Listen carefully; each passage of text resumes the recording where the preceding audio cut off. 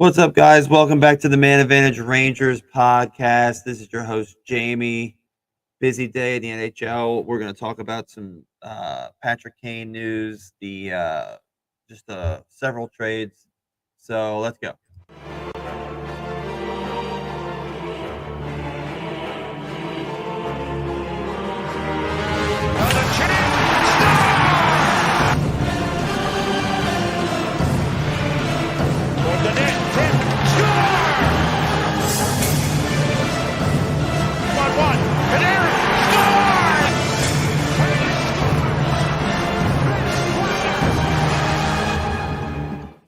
So that happened. All right, guys, welcome back. All right, busy day in the NHL. Of course, the big news is the Rangers. They are going to be getting Patrick Kane here. There's been no official word just yet, but all reports are that will happen very, very soon. So let's go through some of the trades today. Hope everybody's having a good day. So this one just kind of popped up here about 2 hours ago, where the Oilers acquired Matthias Ekholm from the Preds, and they gave up Tyson Barrie, Reed Schaefer, a first round pick, and I believe a fourth round pick. I kind of like the trade for the Preds. I mean, they got a lot. They can flip Tyson Barrie if they so choose, because I don't really see him being a part of the future there in Nashville. Of course, Edmonton gets a defenseman that they can play in their top four, who moves the puck well, and all that. So, I mean, the Oilers paid a premium here, and I was watching NHL tonight, and Elliot Friedman commented on how well liked Tyson Barrie is in the Oilers locker room, and that's going to be tough for the teammates to sort of see a good friend leave, especially near the end of the season. So, kind of like what Nashville's doing. I mean, we're not going to really talk about it too much, but the trade they made with Tampa, where they got like six pieces. I mean, just first round pick, you know, second and third, fourth and fifth, and yeah. So they're doing a nice bit of business there. Edmonton, of course, is making a push. The West is definitely weaker than the East, so they can maybe make some noise out there. Let's go to the next trade. This one was from earlier today. The Hurricanes um, acquired Jesse Puljujärvi from the Hurricanes. I'm sorry. The Hurricanes acquired Jesse Puljujärvi from the Oilers. In return, they get Patrick Pustola. I believe he is a prospect was with the Hurricanes. Uh, I think he's playing down in he might be playing in with the Charlotte Checkers. Um, I'd have to double check that, but either way, I think this was a trade for the Oilers to get a little something back for Puljujärvi, former fourth overall pick in 2016.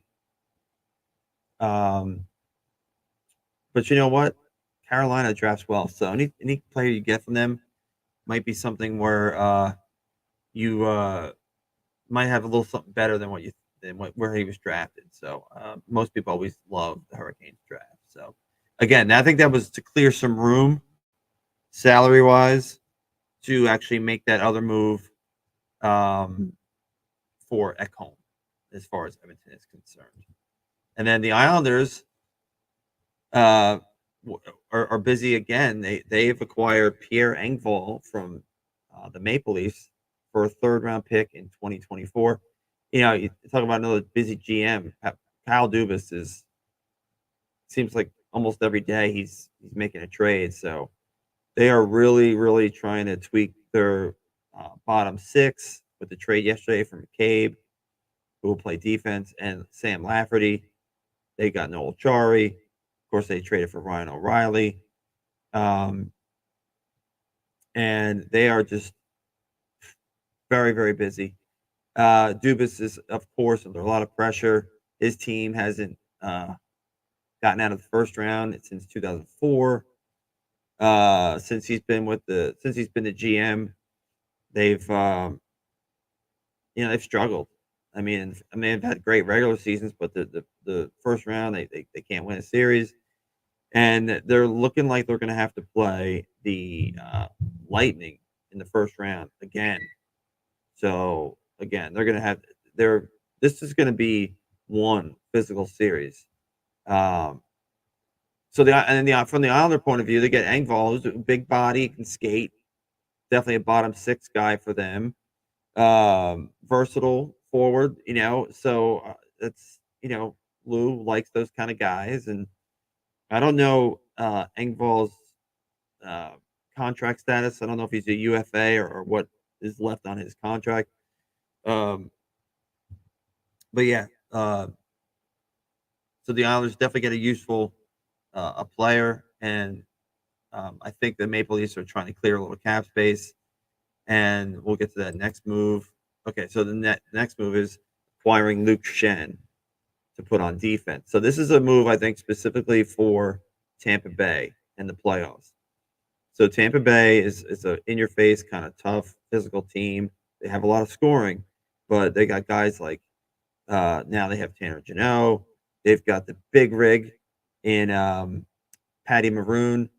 They've got who's the guy they acquired last year from Ottawa? His name is escaping me. But they just got Chernak's hard. They got a lot of hard nosed guys.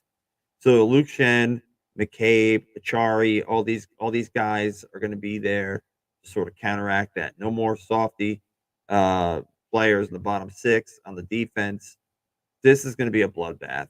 Um, Leafs and Tampa is just going to be an absolute bloodbath. So looking forward to that. So the Canucks, that everybody knew they were going to trade him, and they get a third round pick in this year's draft. That's a win for both teams because Shen goes back to the team that he was drafted by. All right, this was an interesting trade. I'm a Rangers fan, of course, but I'm a hockey fan, and I think this is a great trade for the Caps. So the Capitals took their first round pick that they got from Boston um, in the Orlov and Garnet Hathaway trade. They used that first round pick and sent Eric Gustafson, who it was barely an NHL regular uh, over the course of his career. He had a couple of nice, sample sizes of games where he played well, but this has been his best year, I think. I know he had a pretty decent year in Chicago a couple years back, but watching him play, he had a hat trick earlier this year. This was his first, feel like really good season. So they shipped the first rounder and Gustafson to uh, um, Toronto for Rasmus Sandin, who was Kyle Dubas' first ever draft pick in 2018. So they get a cost control guy. I believe he's at like 1.8 million or something like that. And I think he's got one more year left on his contract. So I don't know this for sure, but I think the Caps were in on Chikrin, and they just figured the price was too high, so they go to their plan B, which is Sandin, who's a left-handed defenseman, can play in the top four. You got John Carlson there. I think they're trying to get Van Riemsdyk re-signed as far as the Caps go, and I think they're trying to get Nick Jensen re-signed. So I like this trade a lot for the Caps. Again, this is another move where I feel like Toronto is trying to get a little bit. They're trying to create room to be edgier, to have a little bit more jam to their game. Also clears a little bit more space as far as fitting people under the cap. So there's been a lot of, I feel like, player movement this year because of the cap. And what I mean by that is to make room, they're moving guys, guys that you wouldn't necessarily see um, get traded. And I was surprised that a player like Sandin, who was young, he was a 2018 pick. So he's 22 or 23, and he's been traded. And I get it. Tampa's going for it. I'm sorry, Toronto's going for it. So you got to give to get. So the only bright side for them is they get a first round pick, which was Boston's first round pick, which will probably be uh, in the later portion of the first round. So you're looking at 30, 31, 32 if they win the cup. So all right, let's see what else we got. Okay, so again, Washington being busy. I feel like their GM McClellan has said to guys, "Look, we're going to try to sign you. If I can't sign you, I'm going to move you." And I felt that with that's what they're saying about Orlov, and I didn't think they could sign Hathaway. And the same goes for Johansson. He probably isn't in their future. So you move a guy like this and you get something for it. So you get a third round pick next year, whatever. You signed him in free agency. It didn't cost you anything. So um, a good little bit of business by McClellan there. And the Wild get a guy who's been around and um, again can supply some depth scoring, which is what they need because they don't score a lot of goals up there in Minnesota. Okay, this is the big trade. So okay, so 2 weeks ago when the Rangers traded for Tarasenko, everybody figured, well, that's that. They're not going to ever get Patrick Kane. And I think that, according to people in the know, Kane made it known that if there was anything that could be done, you know, um, is it still possible the Rangers could do this? And I never thought it would happen. Uh, so um, here we go as far as the Kane rumors, and they got bigger and bigger and bigger. Um, and then lo and behold, you start hearing things last week, and this whole thing might be actually happening. So today it came to fruition. Again, it has not been officially announced, but this is what everybody's saying uh on um on Twitter. So the Rangers give up a second round pick this year and a fourth round pick this year for Patrick Kane. Now, the Blackhawks retain 50% of Kane's salary. Now, the Rangers needed a third team to broker this trade. So they got Arizona to hang on to 25% of that to get the Rangers under the cap with Kane. So the Rangers give them a third round pick in 2025. Um, Now, there are conditions. If the Rangers reach the Eastern Conference final this year, that second becomes a first. And Rangers have the choice of saying, okay, it's a 2000, that becomes a first round pick in either 2024 or 2025. So really, the Rangers really didn't give up a whole lot for this guy. It makes sense. He wanted to be here. He seems re-energized. Of course, there's the whole situation with him and Patrick Kane, with him and Artemi Panarin playing together. We shall see if this is going to work. On paper, yeah, it looks great, but um, we're going to find out. The Rangers have about 18, 19 games left in the season. See if they can get some chemistry going. Hopefully, nobody gets hurt. That's the other thing. They got Keandre Miller, who's suspended for 3 games because of the spitting incident against LA. Ryan Lindgren is hurt. What are we going to do there? We don't have any cap space to call anybody up. So it's going to be a little bit of a difficult situation. But it looks like if the trade is announced, they will. Patrick Kane will make his debut tomorrow night in Philly. So there was one other trade, and I'm just trying to remember. Oh, Gus Nyquist was traded um, by Columbus to Minnesota for a fifth round pick. I didn't see any conditions on that as of yet, so that may be a conditional fifth with because he's kind of banged up right now. So we'll see if there's any other conditions on that as well. So, um, Yeah, very busy day. And then just to there's still 3 days left until the deadline. It ends on 3 o'clock on Friday. You still have guys like Chikrin, Van Riemsdyk. There's been talk about goalies getting traded. Demko, maybe. There was a lot of talk about Brock Besser being on the move, and maybe Pittsburgh being involved. Um, you've got Corpusalo from Columbus. He was held out of tonight's game due to trade roster management and all that stuff. Chikrin, I feel like will get moved. I'm hoping he does because he's a good player, and I want to see good players play and not sit out. I mean, this is ridiculous with Arizona already. Um, but I feel like we're gonna, and even like an Eric Carlson, even though they've said that he probably won't get traded, you just never know. I believe Edmonton was the team that had most interest in him, but with the Ekholm trade, they're probably they couldn't make that move right now. So yeah, it was definitely a fun day as far as all the trades.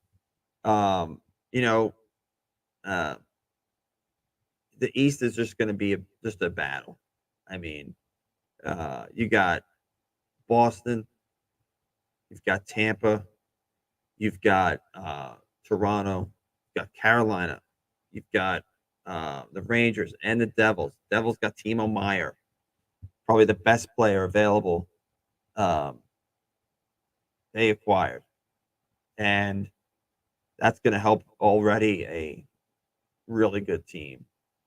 Of course, the Rangers they've made a plethora of moves as Toronto has really geared up for this playoff run. It's just going to be like it's almost like an arms race. Guys are just loading up, trying to really uh,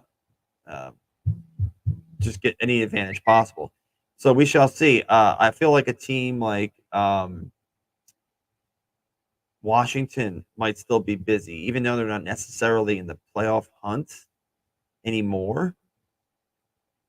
They have a lot of pending UFAs, and I feel like some of those guys will get traded, and they're going to play an important role because of what team they go to. Toronto's made a ton of moves. I look at a team like Winnipeg. Do they have anything else they want to do? A team like Dallas. I know they acquired Dadonov yesterday, but are they going to make another move? Hold on 1 second. Let's just see if anything else just happened.